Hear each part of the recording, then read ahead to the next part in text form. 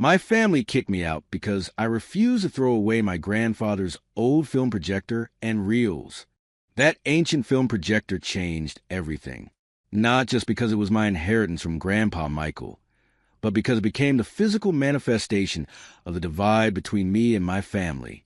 I never thought I'd be standing on our driveway at midnight, clutching a rusty piece of Hollywood history, while my own flesh and blood stared at me like I was insane. Let me back up. I'm Tim Harlow, from Bakersfield, California, a place where dreams go to get practical jobs in oil fields or agriculture. I grew up in a family that valued stability over passion, security over risk, and tradition over innovation. My parents worked their entire lives at the same companies. Dad at an accounting firm, Mom as a school administrator. They had a mortgage, sensible cars, and retirement plans.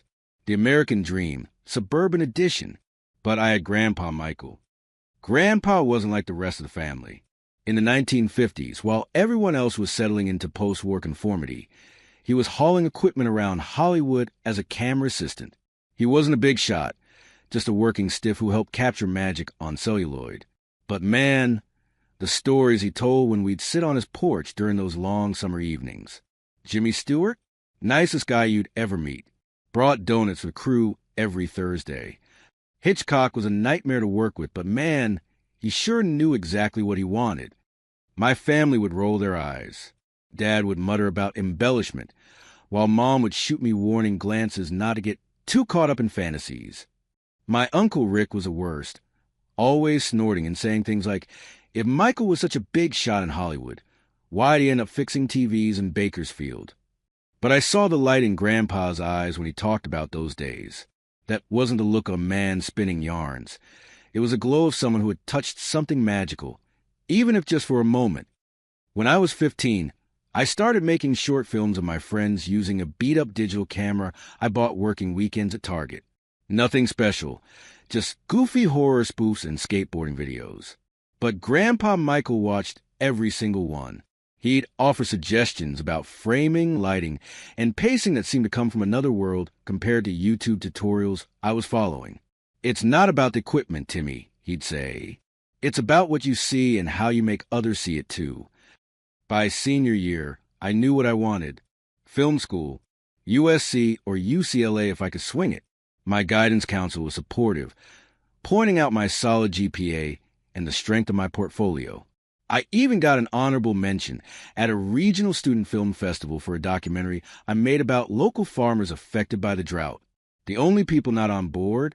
My family. Film school? That's not a real education, Tim. Dad said over dinner, not even looking up from his meatloaf. Do you know how many kids chase that Hollywood dream and end up waiting tables?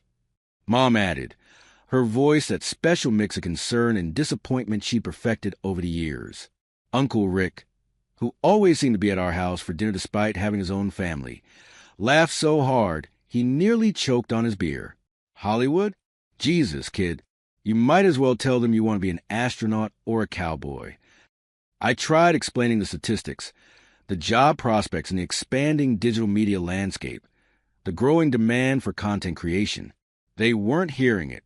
In our family, you went to state college for something practical, got a job with benefits, and saved for retirement. End of story. That's when Grandpa got sick. Pancreatic cancer. Fast and merciless. Within 3 months of diagnosis, he was gone. At the funeral, the family spoke about his reliability, his work ethic, his devotion as a husband and father. No one mentioned his time in Hollywood. It was like they were eulogizing a stranger. I sat in the back row, a knot in my throat, wondering if anyone really knew him at all. A week later, I got a call from Grandpa's attorney. He'd left me something in his will. The Projector was a Kodak Analyst II from the early 1950s, a bulky, industrial-looking thing with a hand crank and a dented metal case. Along with it came 5 metal containers of 16 millimeters film, each labeled with dates from 1952 to 1955. No titles, no description. Just dates. Mom wrinkled her nose when I brought them home. That old junk? What are you going to do with it? Dad looked annoyed, as if Grandpa had deliberately saddled me with trash they'd have to deal with. There's nowhere to even develop film like that anymore, Tim. Uncle Rick, of course, had the most to say. Your grandpa lived in a fantasy world, and now he's trying to drag you into it too. You should be thinking about college applications, not playing with ancient history. I set the projector up in the garage anyway. It took me 2 days to figure out how to thread the film properly and get the bow working. The first reel was from May 1952. As the projector whirred to life and images flickered on the white sheet I'd hung on the wall, my heart nearly stopped. It was behind-the-scenes footage from a movie set. Not just any set. I recognized it immediately from my film history class. Singing in the Rain. There was Gene Kelly, in between takes, laughing with the crew. Donald O'Connor practicing a fall. Debbie Reynolds being shown a dance move by a choreographer. And occasionally, when someone was holding the camera for him, there was Grandpa Michael, young, confident, clearly right at home among Hollywood royalty. I couldn't wait to show my family. This wasn't just some old man's tall tales. This was proof. Proof that Grandpa had been exactly who he said he was. Proof that dreams like mine weren't ridiculous. I invited them all to the garage for a special screening. Dad came reluctantly. Mom looked worried, and Uncle Rick rolled his eyes but followed along, probably just to have something new to criticize. The footage rolled. Gene Kelly smiled and waved. A young Debbie Reynolds blew a kiss to the camera. Silence from my audience. Then, so what? He was an errand boy who happened to stand near famous people. Uncle Rick snorted. Tim, this doesn't change anything, Dad said. Your grandfather had his chance at that life and ended up fixing TVs in Bakersfield. Take the hint. My blood boiled. He was part of cinema history. He worked on classics. How can you not see how amazing this is? Mom put her hand on my shoulder in that patronizing way that made me feel 5 years old. Honey, we're just trying to protect you from disappointment. And honestly, Dad continued, his voice hardening, this junk is taking up space. Either it goes, or you need to find somewhere else to store it. I couldn't believe what I was hearing. This isn't junk. This is Grandpa's legacy. To me specifically, he wanted me to have it. Dad's face turned to stone. You need to grow up, Tim. You're 18 now. It's time to think about your future, not play with toys from past. Either this goes in the trash, Dad gestured at the projector and film canisters, but you need to find somewhere else for you in it. Uncle Rick nodded in agreement. Your father's right, Tim. Time to join the real world. Mom didn't say a word, but her eyes said everything. I was embarrassing them. I was being unreasonable. I was a problem. Without thinking, I grabbed the projector and the film canisters, stormed past them to my room, and threw some clothes and essentials into my backpack. When I came back to the garage, they were still standing there, looking shocked that I was actually leaving. You're not just betraying me, I said, my voice shaking with anger and hurt. You're betraying him too. Grandpa believed in me, even if none of you do. I walked out the front door with a projector under one arm and my hastily packed bag over my shoulder. The night air hit my face, cool and indifferent to my family drama. I had $237 in my bank account, a car with a quarter tank of gas, and nowhere specific to go. But as I stood there on the driveway, holding that battered old projector like it was a newborn, a strange calm came over me. Grandpa Michael had left me more than just some old film equipment. He'd left me a mystery, one that my family was too blind to see. What if these films weren't just mementos? What if there was something in them, something important that only I was meant to find? Something that could change everything? The thought sent a shiver down my spine as I loaded the projector and films into my car. Whatever secrets these old reels held, I was determined to uncover them, with or without my family's support. Little did I know, I was driving straight into a Hollywood mystery that had been buried for over half a century. I didn't have many options with a bulky film projector under my arm and nowhere to go, but I knew exactly who might take me in. Josh Wilson had been my best friend since 3rd grade when he shared his Lunchables with me after mine got squashed in my backpack. The kind of friend who'd let you crash at his place without asking too many questions.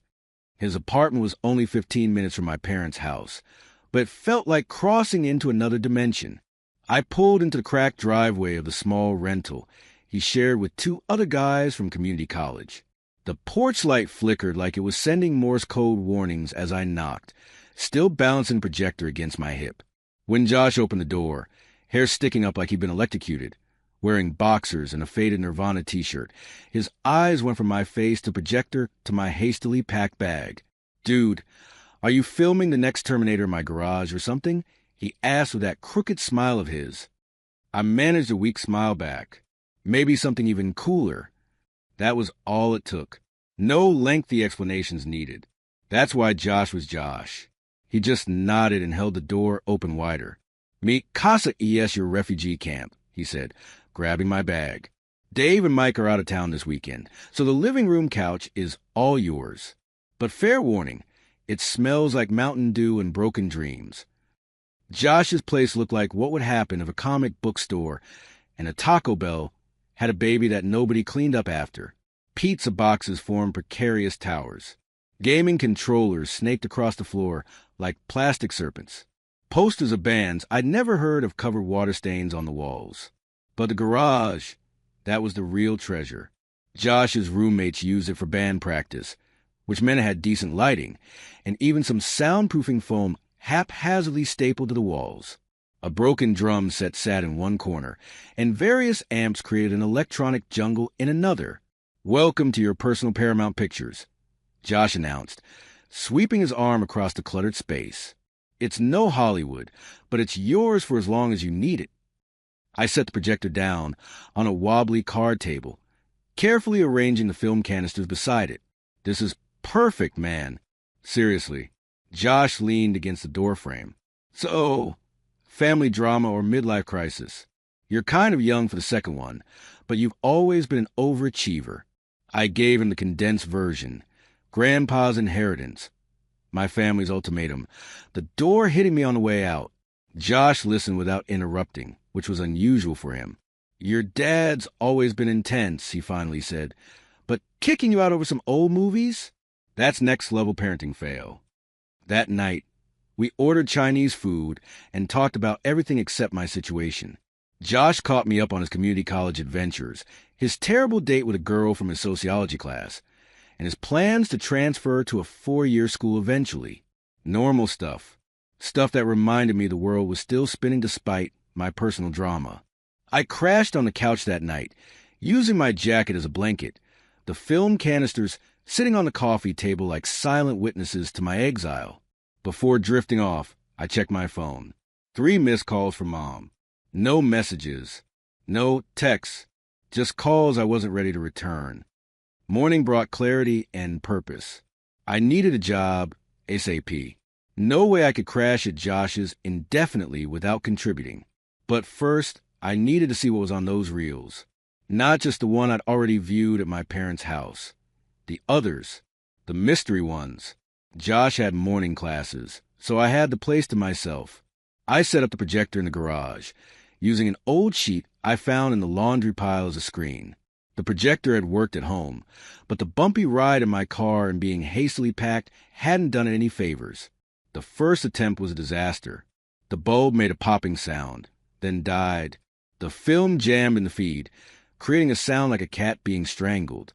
Smoke started curling from somewhere inside the machine just as Josh walked in. "Whoa. Tim, are you trying to burn my house down? My security deposit is already hanging by a thread." I frantically unplugged the projector, using my beanie to swat at the small wisps of smoke. "Sorry, I think this thing needs some TLC before it's operational." Josh peered at the ancient machine. "You think? This looks like something from a museum or a crime scene." He was right. The projector had definitely seen better days. But I wasn't giving up. After Josh left for his afternoon shift at GameStop, I got to work. YouTube is a miracle for the mechanically challenged. 3 tutorial videos, and 5 hours later, I had the projector partly disassembled on the garage floor. The problem was obvious once I got inside: decades of dust, a frayed wire, and a bulb that should have been replaced during the Nixon administration. I made a parts list and headed to the nearest electronics store, dropping nearly half my savings on replacements. The guy at the counter looked at me like I was building a time machine. "You know they make digital projectors now, right?" he said, scanning a specialized bulb that cost more than my phone bill. "It's a restoration project," I replied, not wanting to get into the whole story. Back at Josh's, I worked through the night. My hands were covered in grease. My eyes burned from strain, and I consumed enough caffeine to power a small country. But around 3 a.m., the motor hummed to life. The light glowed steady and bright. The feeding mechanism worked smoothly. "It's alive!" I shouted to the empty garage, feeling like Dr. Frankenstein, but with better intentions. I fell asleep right there on the concrete floor, using an old couch cushion as a pillow. Small victories. Josh woke me up by nudging my ribs with his foot. "Either you're dead or you had a breakthrough. The lack of burning smells suggests the latter." I sat up, wiping drool from my chin. "It works. We can watch the films now." Josh's eyebrows shot up. "We?" As in, I'm invited to this exclusive screening of your grandfather's home movies? Front row seats. I confirmed. As soon as it gets dark enough in here. We spent the day preparing. Josh cleared enough space for 2 folding chairs. I carefully cleaned each reel, following instructions from a film preservation website. We even made popcorn, though Josh's microwave made it smell faintly of the burritos he usually heated in it. As the sun began to set, we closed the garage door and hung blackout curtains over the small windows. The anticipation was building. What would we see? More behind-the-scenes Hollywood moments like the Sing in the Rain footage I'd already shown my family? Family memories? Random footage that meant something only to Grandpa? The first reel I decided to watch again was the one from Sing in the Rain, the only one I'd viewed back home. It still amazed me.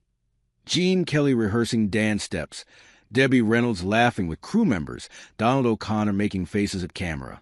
Josh was appropriately impressed. "Your grandpa actually shot this?" "Like for real?" he asked wide-eyed. I nodded.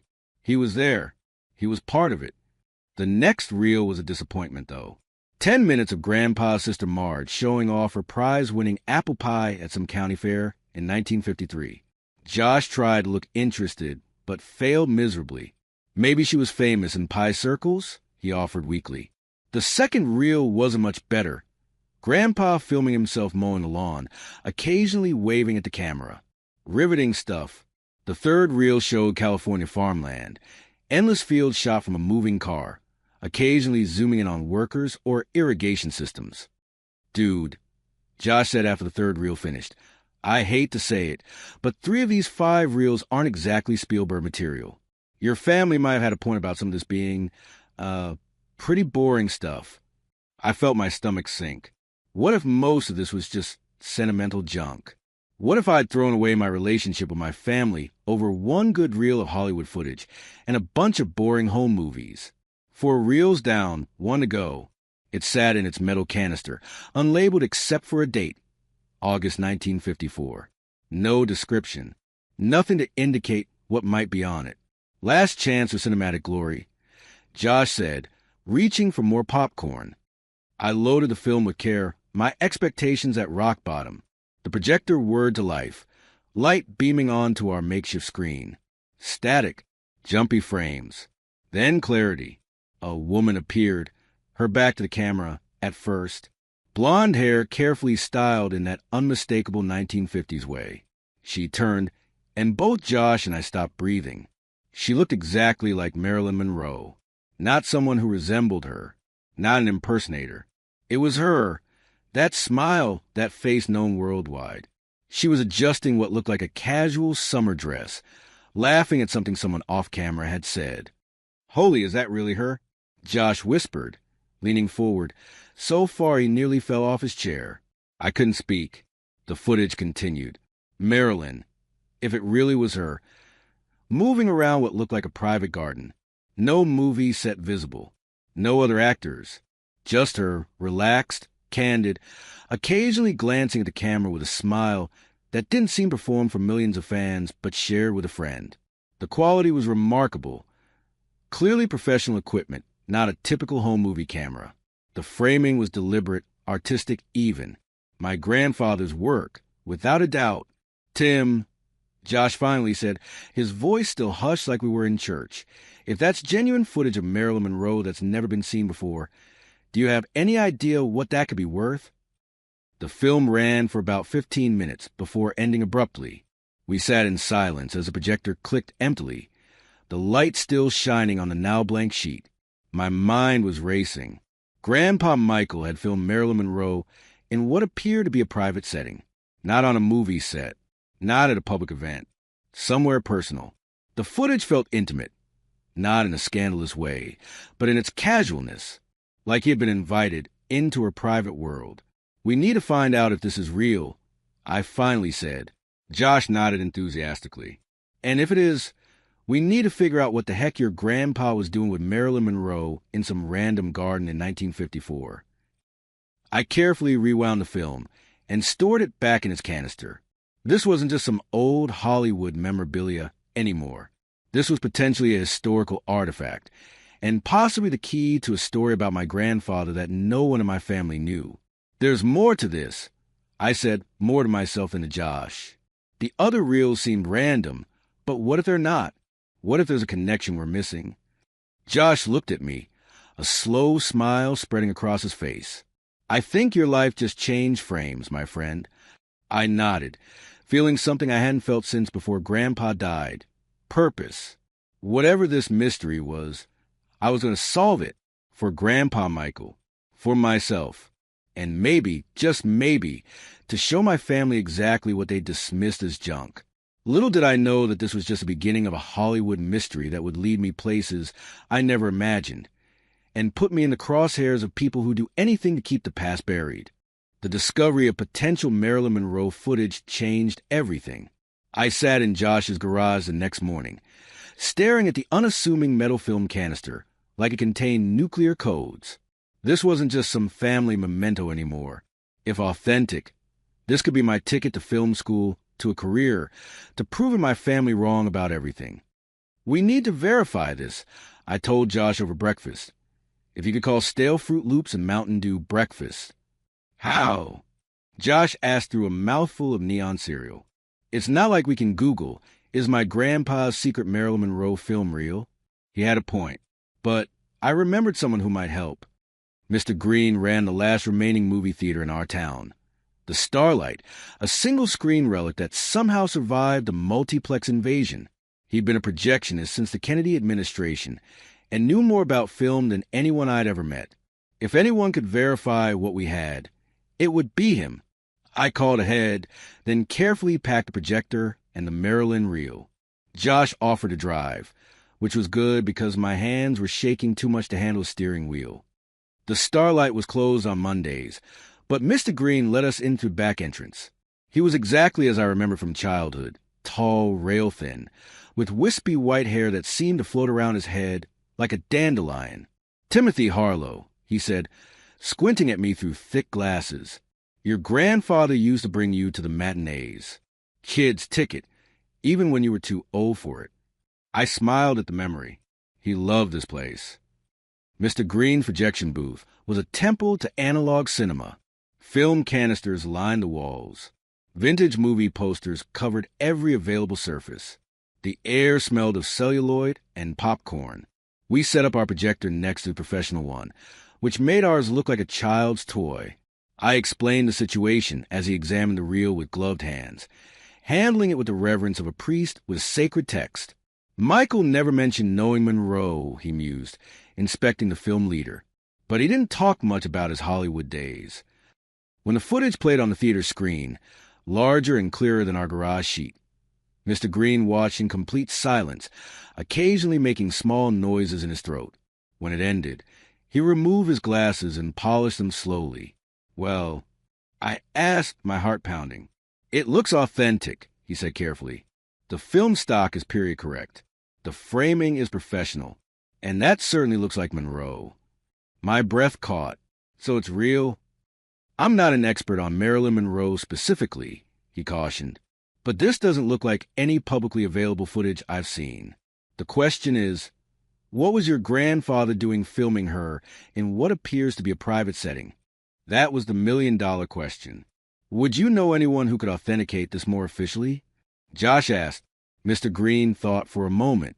Professor Daniels at State, Film History Department. He wrote a book on Golden Age Hollywood. If anyone can verify this, it's him. 2 days later, we were sitting in Professor Daniels' cluttered office at the university. Books about cinema history towered in precarious stacks. Framed movie posters competed for wall space with academic certificates. Professor Daniels was younger than I expected, maybe mid-50s, with a neatly trimmed beard and hands that moved constantly as he spoke. He seemed skeptical at first. You realize I get weekly emails from people claiming to have found lost footage of Chaplin, Valentino, or Monroe? He said, not unkindly. Everyone wants to believe they discovered buried treasure. But when we showed him the footage on the portable projector we'd brought, his demeanor changed completely. He leaned forward, eyes widening.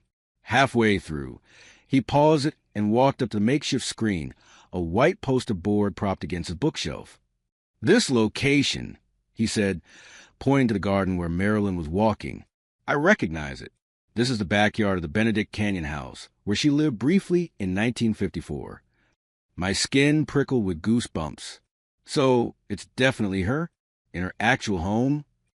It certainly appears to be, he said, his academic caution wrestling with obvious excitement. The quality is remarkable. Most candid footage of her from this period is much grainier, shot on 8mm by amateurs. This is clearly professional 16mm work. He restarted the film, watching the rest with intense concentration.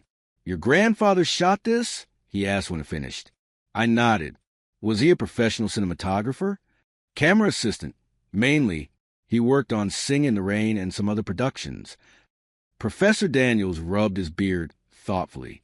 This would require proper authentication, film dating, provenance verification, expert analysis of her appearance compared to known photos from that time period. My heart sank a little. That sounded expensive and time-consuming. But, he continued, if authenticated, this would be of significant historical and cultural value. Collectors, archives, museums, they'd all be interested. Interested enough to pay? Josh blurted out. I shot him a look, but the professor didn't seem offended. Potentially, yes, quite substantially. He handed me his card. I have contacts at UCLA's Film Archive and the Academy Library. With your permission, I'd like to make some calls. I took the card, trying to keep my hand steady. How do we protect ourselves legally? This is my inheritance. I don't want to just hand it over and never see it again. Smart question, he nodded approvingly. Don't let anyone, and I mean anyone, take physical possession of that film without proper documentation and legal protection. Word spread faster than I could have imagined. Professor Daniels must have called someone who called someone else, because by the time we got back to Josh's place, my phone was blowing up with calls from numbers I didn't recognize. A film collector from Chicago, a memorabilia dealer from Las Vegas, someone claiming to represent a private Monroe collector in Japan. I didn't answer any of them, but the voicemails piled up, each offering more money than the last for first look rights at the footage. Dude, you're sitting on a gold mine, Josh said as we listened to messages. That last guy offered $20,000 just to see it. I felt dizzy. $20,000 was more money than I'd ever seen in my life. It would pay for my first year of film school with plenty left over. But something didn't feel right about selling off Grandpa's legacy to the highest bidder. We need to be careful, I said. We don't even know the full story yet. The breaking point came when a self-described Maryland historian from New York called, his voice vibrating with intensity. I'll give you $10,000 and my entire collection of Marilyn Monroe dolls. I have over 300, including rare Japanese editions. Josh fell off the couch laughing when I played that voicemail for him.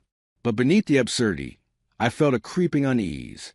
These people didn't care about my grandfather or his work. They just wanted a piece of Marilyn. Another fragment of a woman who'd been picked apart by fans and collectors for decades. That night, I couldn't sleep. I kept thinking about Grandpa Michael and what he would want me to do with this footage. Would he want it sold to some obsessive collector? Donated to an archive? kept private? I was still mulling this over the next morning when my phone rang. The caller ID showed Dad. My finger hovered over the decline button, but something made me answer. "Tim, we need to talk about what you took." His voice was different, not angry but calculated. Cold. It made the hair on the back of my neck stand up. "You mean what Grandpa legally left to me in his will?" I replied, trying to keep my voice steady. "We've heard rumors about what's on those films." He continued as if I hadn't spoken. "That there's valuable footage, historical footage." I felt a chill. How did they know? Then it hit me. Small town, big gossip. Someone at the university must have talked. "That's my business," I said. "It's family business," he countered. "Those films should benefit all of us, not just you." I nearly dropped the phone. "All of us? You call them junk. You told me to throw them away. You kicked me out of the house over them." I could hear murmuring in the background. Then my uncle's voice, not quite muffled enough. "Tell him he stole them. We can get them that way." My blood went from cold to boiling in an instant. They were plotting against me, trying to find a way to take what they dismissed just days ago. "I didn't steal anything," I said, my voice shaking with anger. Grandpa's was clear. The projector and films were left to me specifically. "You're barely an adult, Tim," my father said, his tone softening into something almost reasonable. "You don't know how to handle something like this. Sell the films, come home, and we can split the money. We'll forget this whole thing happened." I couldn't believe what I was hearing. After throwing me out, after dismissing Grandpa's legacy, now they want to cash in? Now the films were suddenly valuable family heirlooms instead of garage clutter? "Let me get this straight," I said, surprised at myself at how calm I sounded. "You thought these films were worthless junk. You made me choose between them and having a home. You literally told me to throw away my grandfather's life work. But the second you think there might be money involved, suddenly they're family property?" Silence on the other end. "You sold out Grandpa's memory for convenience of a cleaner garage." I continued, the words pouring out now. "Now you want to sell it again for cash. Not happening. Not ever." "Don't be dramatic, Tim," he started, but I cut him off. "I'm done talking. If you contact me again about this, it'll be through my lawyer." I hung up, hands trembling with adrenaline. I didn't have a lawyer. I couldn't afford a sandwich at Subway, let alone legal representation. But they didn't need to know that. Josh found me sitting in the garage, staring at the film canisters. "You okay? You look like you just saw a ghost." "My family wants the films now," I said, now that they might be worth something.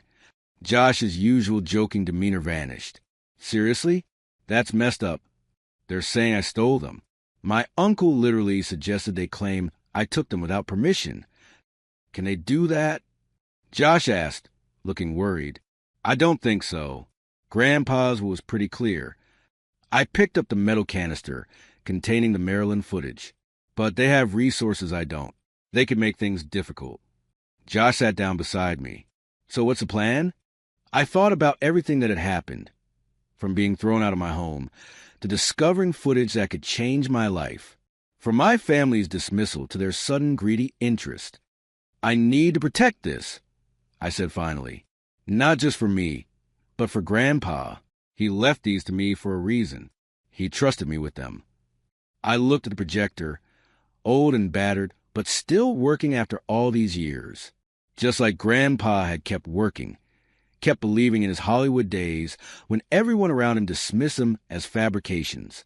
"They betrayed him twice," I said quietly, "first by treating his work like garbage, and now by trying to profit from it. I won't let that happen." Josh nodded, more serious than I'd ever seen him. "So what's the next move?" I took a deep breath. I need legal protection. I need to establish clear ownership.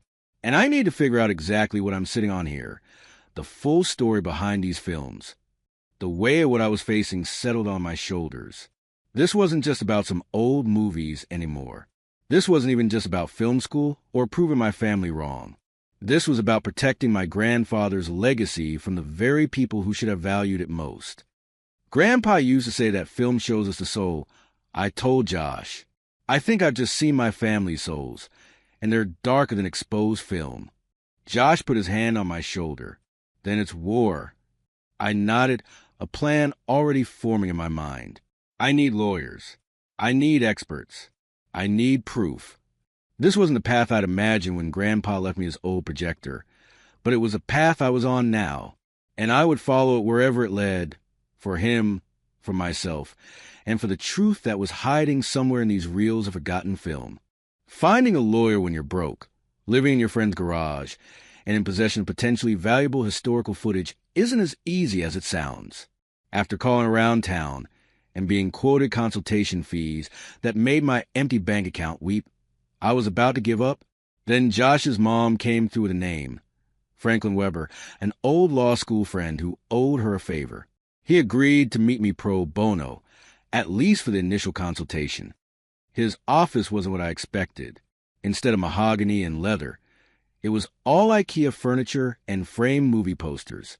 Franklin himself looked more like a college professor than a lawyer, mid-50s with wire-rimmed glasses and a Star Wars tie.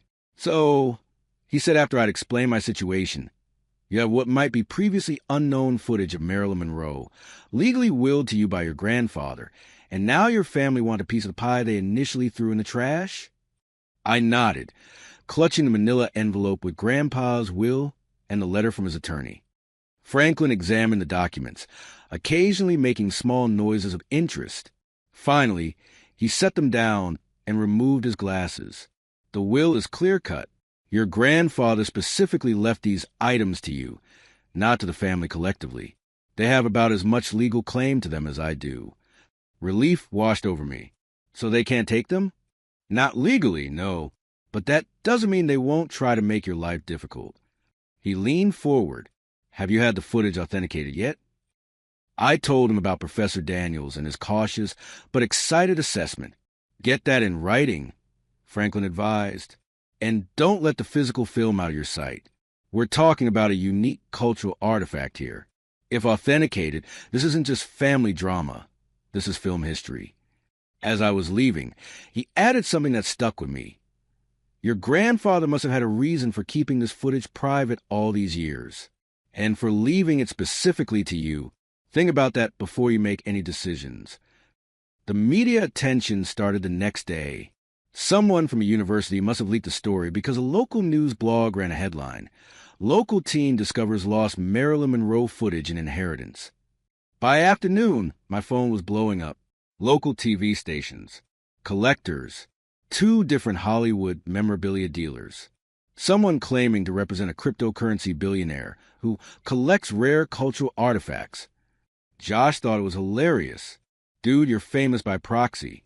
This is like when my cousin went on a date with a guy who was an extra on The Walking Dead.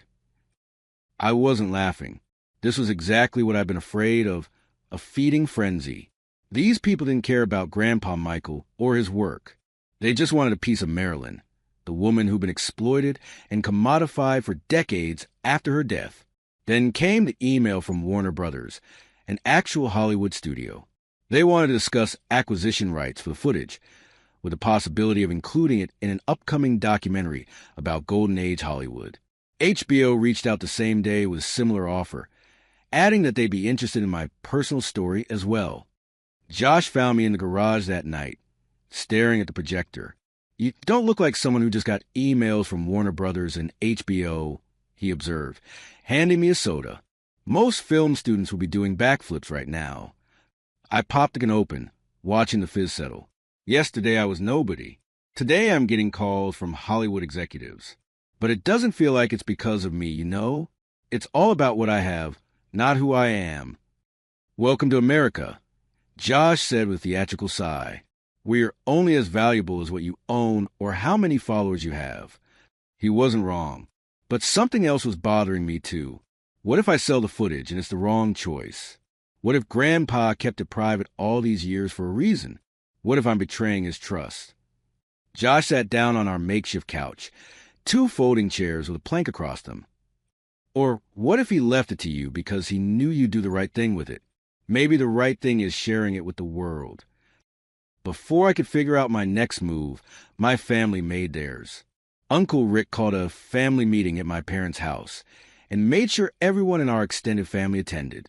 Cousins, aunts, even my grandmother, who usually avoided family drama, were all there. I know this because Cousin Emma texted me about it. She and I had always been close, and she was disgusted by what went down. According to her, Uncle Rick stood in the living room and announced that I had taken advantage of Grandpa's declining mental state to manipulate him into leaving me valuable family artifacts. He said you knew all along there was something valuable on those reels. Emma's text read, said you've been planning to cash in and leave the family high and dry. My blood boiled reading her play-by-play. Uncle Rick had effectively painted me as a con artist who manipulated a dying old man. My father had apparently nodded along, backing him up. My mother had said nothing, her usual approach to conflict. Only Grandma Ruth had spoken up, asking why. If the films were so valuable, they'd been telling me to throw them away just days earlier. The family meeting was bad enough, but then came the whisper campaign around town.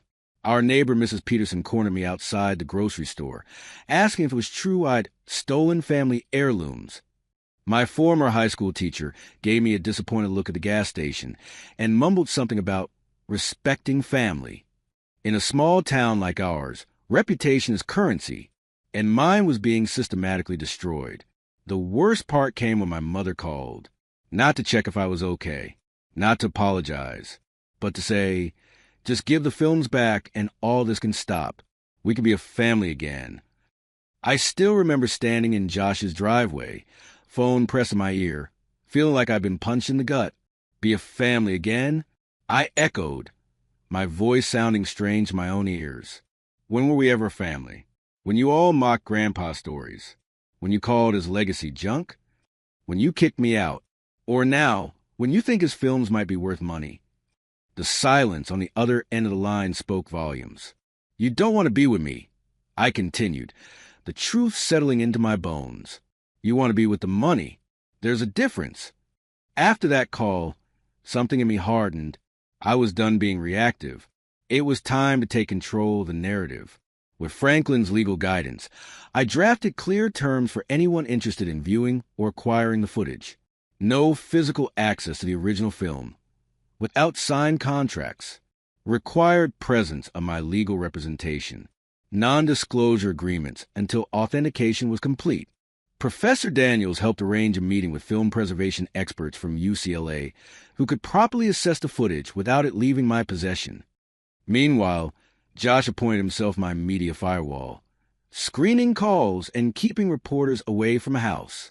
He seemed to relish the role, answering the door in different ridiculous outfits each time, once in a fake mustache and smoking jacket, introducing himself as Tim's personal secretary, Montgomery Worthington III. You're enjoying this way too much, I told him after he chased away a particularly persistent local blogger. Hey, my best friend is at the center of a Hollywood mystery, he grinned. This is the most excitement our town has seen since the mayor got caught skinny dipping in the high school pool. Amidst the chaos, something unexpected happened. People started reaching out, not to get the footage, but to support me. Mr. Green from the Starlight Theater put up a sign saying, "Proud supporter of local film history," a not-so-subtle reference to my situation. 3 of my former teachers sent emails offering encouragement. Even Josh's normally aloof roommate started treating me like some kind of folk hero, bringing home extra food when they got takeout. The most surprising ally emerged in the form of letters, actual physical letters that began arriving from me care of Josh's address. Elderly people who'd worked in Hollywood during the same era as my grandfather. Film buffs who appreciated the historical significance of what might have been found. Even a few who claimed to have known my grandfather personally during his time in the industry. One letter in particular caught my attention from a 91-year-old former camera operator named Harold Fleming who wrote, "Your grandfather Michael wasn't just talented with a camera. He was one of the few decent men in a business full of sharks. Whatever you decide to do with his legacy, know that he was respected by those who actually understood the craft." Reading those words, something clicked into place. This wasn't just about me versus my family anymore. This wasn't even just about money or film school. This was about honoring not only what my grandfather left behind, but how he lived his life.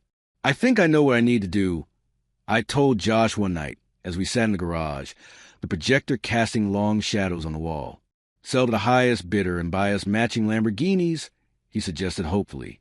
I'm going to show the footage on my terms, not skulking around in private viewings for wealthy collectors, but as a proper presentation of Grandpa's work. The plan came together over the next few days.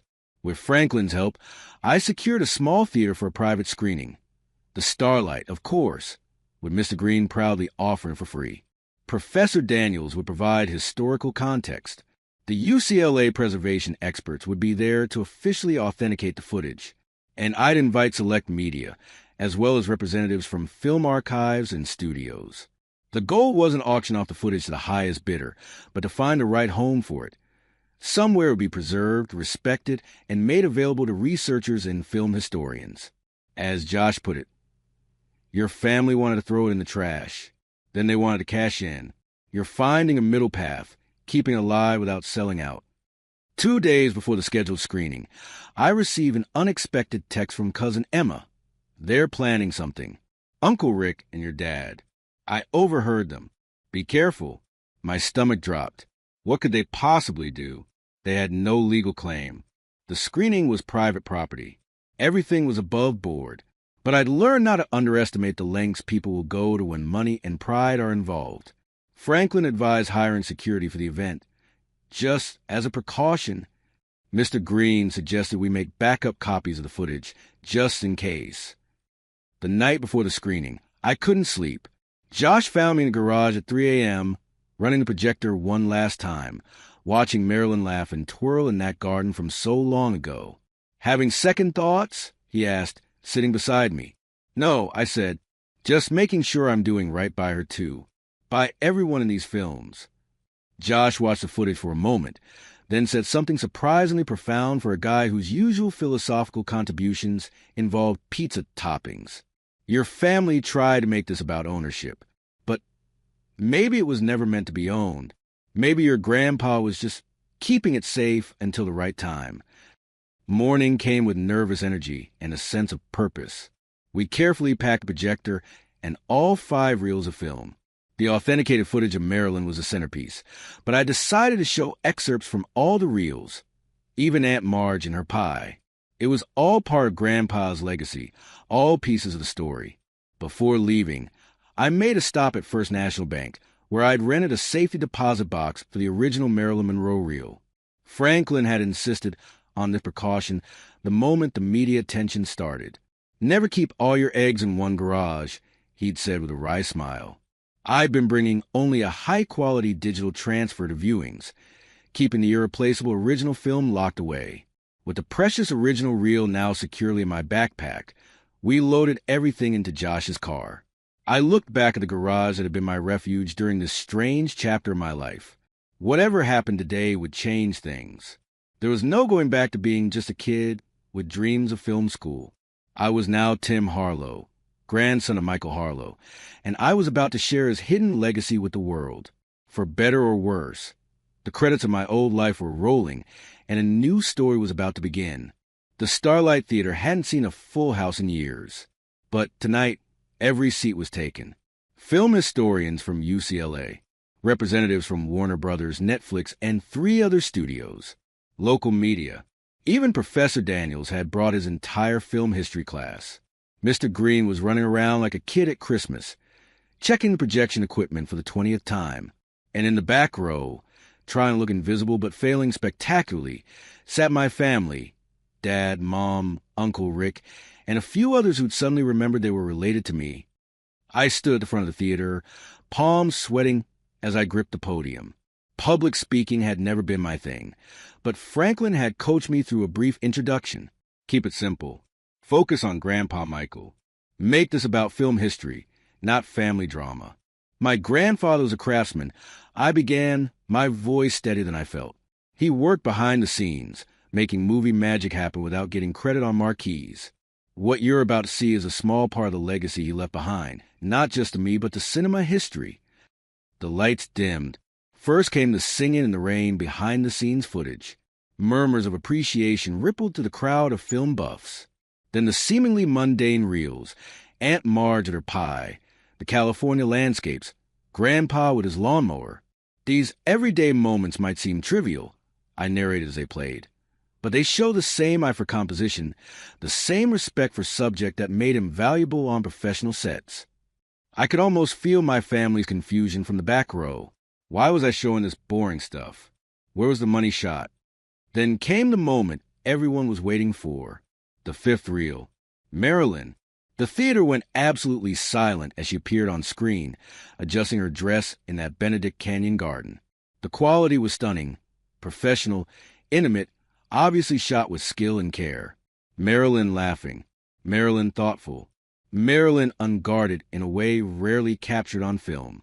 Professor Daniels had helped me identify contextual clues that dated the footage precisely to July 1954, a very specific period in her life, when she was briefly living in that house between film projects.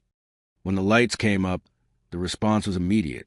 The UCLA preservation team practically surrounded me, talking rapidly about the historical significance and cultural importance of what they'd just seen. The studio representatives were more restrained but clearly interested, making polite small talk while clearly calculating numbers in their heads. A film historian I had met before clasped my hand with tears in her eyes. This is extraordinary. Not just another exploitation of her image. This shows her humanity. The real woman, not the icon. That comment struck me hard. It was exactly what I'd felt watching the footage the first time. The presentation evolved into a sort of impromptu reception in the theater lobby. Mr. Green had set up coffee and cookies, clearly thrilled to have his beloved Starlight at the center of attention. Josh worked the room like he was born for it, making introductions and keeping an eye on who was talking to whom. I was in the middle of a conversation with the UCLA team when I saw them approaching. My family, moving as a unit toward me like a storm front. Franklin appeared at my side, as if sensing danger. "Remember," he murmured, "you don't have to engage if you don't want to." But I did want to. After everything, I wanted to face them directly. My father spoke first, his businessman smile firmly in place. "Tim, this is quite an achievement.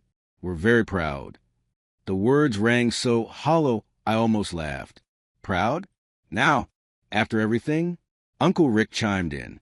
"The family has been discussing how to handle the proceeds. We think setting up a trust will be the most tax efficient." Franklin cleared his throat.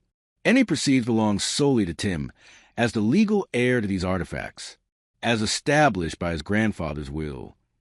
What happened next was both shocking and utterly predictable.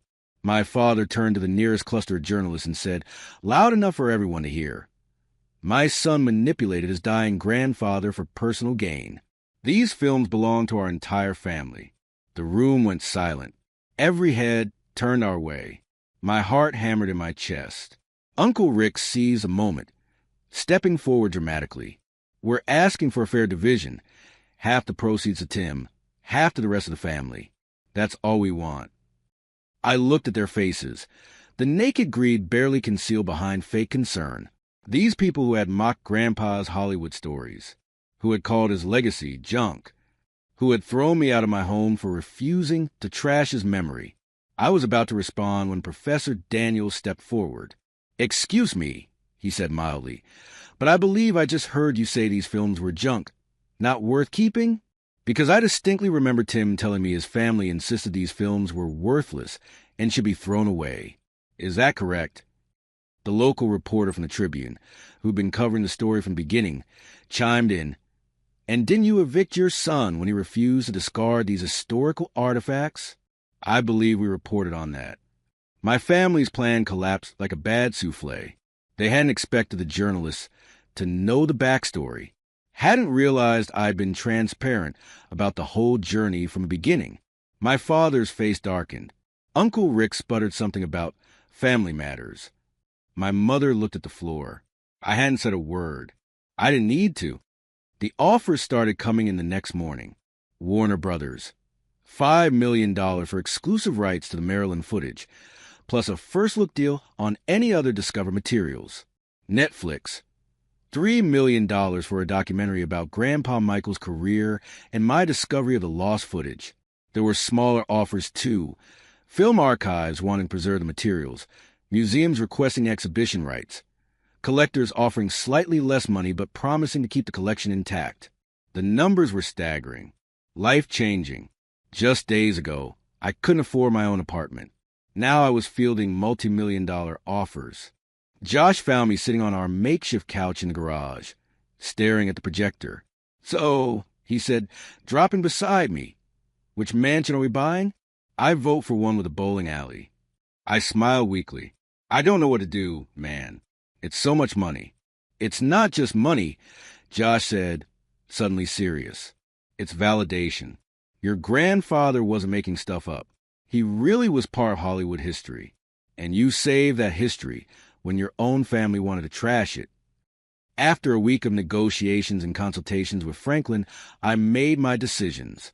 I accepted Warner Brothers' offer, with strict conditions about how the footage could be used and requirements for proper historical context.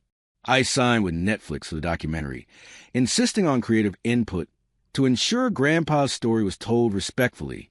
I set up a film preservation foundation with part of the proceeds, aimed at saving forgotten footage from Hollywood's golden age. Established a scholarship for aspiring camera operators at UCLA Film School. Bought a modest but nice house in Los Angeles, with a proper screening room where Grandpa's projector now sits in a place of honor. And my family? They got nothing. When the check cleared, Dad called to say they were reconsidering legal options. I listened silently, then said, "You called it junk. You threw it away. You threw me away with it. What's in my bank account may be new, but my memory isn't that short." The Netflix documentary premiered 6 months later to rave reviews. Film buffs were fascinated by the story of Grandpa Michael, the unsung camera assistant who had quietly preserved a slice of Hollywood history. The Maryland footage, used respectfully and sparingly, was just one part of a larger story about the people behind the camera during cinema's golden age. The most surreal moment came when I was accepted to UCLA Film School, the same program I'd been dreaming of before all this happened. Only now I wasn't a scholarship kid struggling to pay tuition. I was that guy who found the lost Maryland footage, walking through the same halls where they now taught about my grandfather's work. Life moves faster than the 24 frames per second reel sometimes. Josh still gives me grief about going Hollywood, especially since I bought him that vintage Mustang he'd always wanted as a thank you for letting me crash in his garage. Last week, I sat alone in my screening room, running Grandpa's old projector, not the Maryland footage. That's safely preserved in climate-controlled storage at UCLA now, just the ordinary reels. Aunt Marge and her pie, California landscapes from a car window, Grandpa mowing the lawn and waving at the camera. The simple moments that seemed so worthless to everyone else. The pieces of life that didn't make headlines or attract million-dollar offers. I watched the light flickering through the film, creating that magic that happens when still images run fast enough to create the illusion of movement, of life. Grandpa Michael used to tell me, film is eternity captured on celluloid. I didn't fully understand what he meant until now. It's not about fame or fortune. It's not even about being remembered by strangers. It's about preserving moments that would otherwise be lost to time, whether it's Marilyn Monroe laughing in a garden or just an old man waving from across his lawn. The money is nice, sure. I won't pretend it isn't. But what matters more is that when I look at that old projector, I can still hear Grandpa's voice telling me stories from a Hollywood that no longer exists. That connection is worth more than all the millions in my bank account. In the end, wealth is just a bonus. The real inheritance was never about the monetary value of some old film reels. It was about honoring memories and having the wisdom to recognize treasure when others only see trash.